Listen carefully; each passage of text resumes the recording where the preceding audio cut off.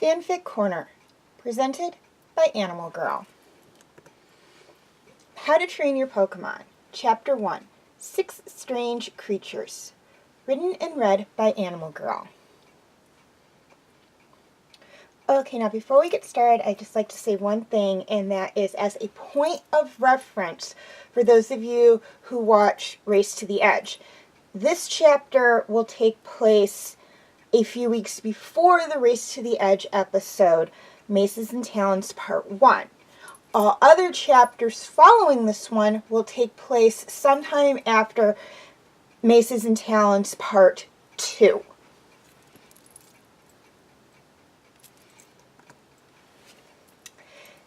It was a quiet day on Dragon's Edge, but quiet days sometimes mean trouble. The dragon hunters were still out there somewhere, intent on getting the dragon's eye, and the dragon riders knew they had to make sure the hunters weren't planning any surprise attacks. But first, there was something else that needed looking into.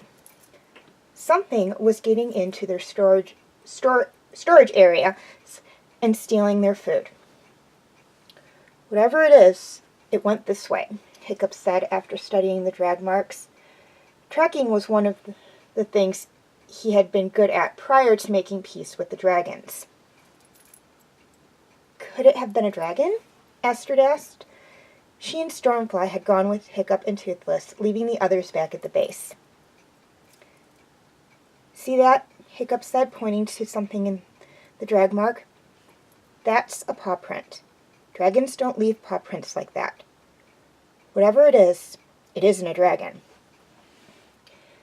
They followed the drag marks into the forest, right up to a clump of bushes. A growl came and something jumped out. It was bigger than a terrible terror, but smaller than Toothless and Meatlug. It was also jet black with yellow markings and big red eyes. It reminded Hiccup of a picture he saw in a book he had recently acquired from Trader Johann. What is that? Astrid asked. I think it's an Umbreon, Hiccup said. What's an Umbreon? It's a creature that lives far to the east. I read about them in a book I got from Trader Johann. He said he got it from a trader from the east. If they live in the east, what's it doing here? I don't know. 5 more creatures came out of the bushes. One was the same size as the Umbreon, only slightly daintier, with lavender-colored fur, big purple eyes, and a red dot in the middle of its forehead. 2 were yellow and looked like rabbits. One with red markings, the other with blue. A 4th was dark gray with red markings and almost looked like a fox. The last looked like a strange dog with an orange pelt, black stripes, and cream hair.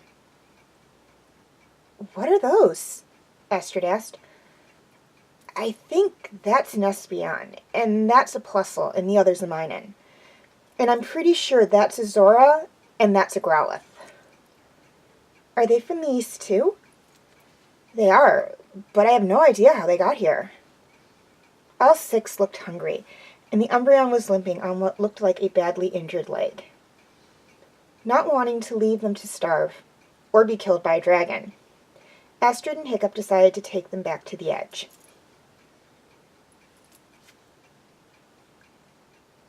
It had been a week since Astrid and Hiccup discovered what Hiccup's book claimed were Pokemon, and it was clear that bringing them to the base was a good idea. All 6 Pokemon each bonded with one of the riders. The Plusle and Minun bonded with the twins, who named them Lo and Ki, and shared their love of pranks. The Zorua had a special bond with Fishlegs, who named him Eric, and the Growlithe became attached to Snotlout, who named him Beowulf. As for the Umbreon and Espeon, they were almost always with Hiccup and Astrid, and they named the pair Thor and Sif. It was clear right from the start that Thor was the leader of the little group of Pokemon, with Sif as his second in command. Even Thor's injury didn't keep him from letting Beowulf know who was boss.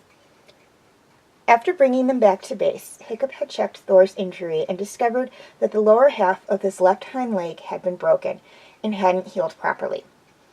To help the Umbreon move around without having to limp or drag his injured leg, Hiccup had made a brace for it to help support Thor's weight.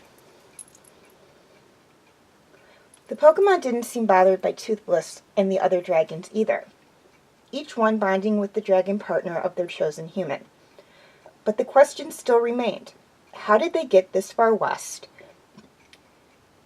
And how did they end up on Dragon's Edge?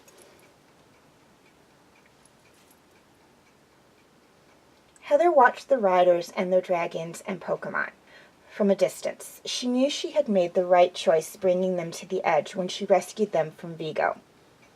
Why the dragon hunters had Pokemon in their possession, she had no idea. But she knew that she had to get the 6 of them out of there. They were being abused and starved, and the Umbreon had had his leg broken by Vigo's Houndoom, Ragnarok, when he tried to protect the Espeon.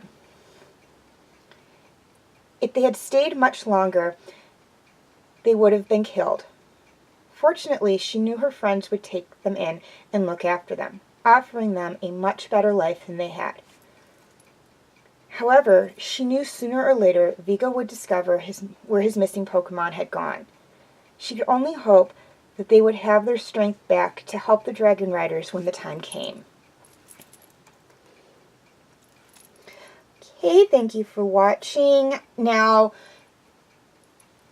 if I mispronounced anyone's name in here, particularly the ones that you don't pop up very often, I do apologize. And I know this was kind of a short chapter. This was really setting up the story to a degree. And you may have noticed I gave the Pokemon Viking names with the exception of Sif, who may or may not have been part of Viking mythology.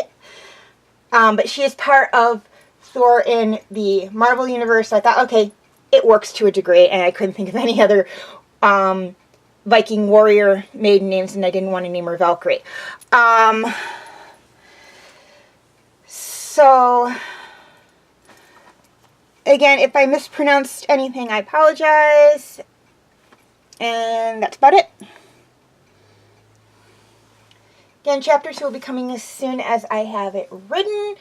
You can also check this story out on Wattpad if you have a subscription there, or if you follow me on Tumblr or Facebook on those, as well as I do post the finished chapters on those sections as well. Not just for this one, but for all of my fanfics.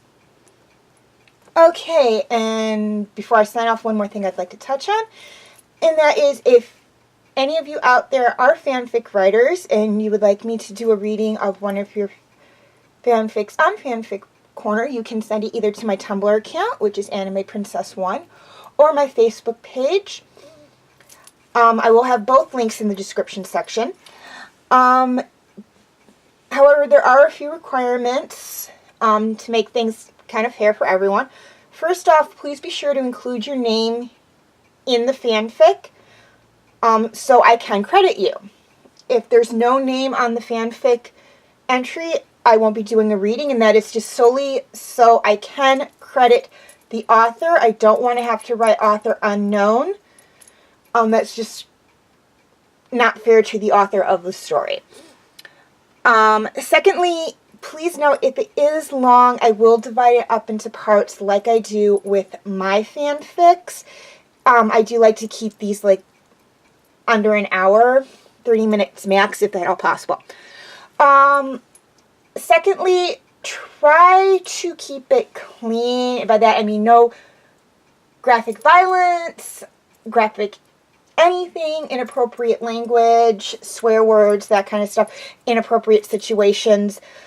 If there is some in there, I will gloss over it. But if there's way too much for me to gloss over, I won't be doing a reading of it. Mainly because kids may be watching these videos and I just don't want them hearing anything inappropriate. Lastly, please be honest. If I learn that someone submitted a fanfic and it was not something they wrote and they did not have the permission of the author, I will remove that fanfic from Fanfic Corners, and I will not be accepting any more fanfic entries from that sender. Okay, so that's all I have for that. Again, to recap, please include your name. Please note, if it's long, I will be cutting it into parts. Try to keep it somewhat clean. I will gloss over if I have to, but if there's just too much, I won't do a reading of it. And please be honest when you do your submissions. Don't submit someone else's work under your name without their permission. I'm not saying, like, if you have a friend or someone who does a fanfic and wants it read, but they don't want to submit it, that's fine. Just include their name, please, so I can credit them.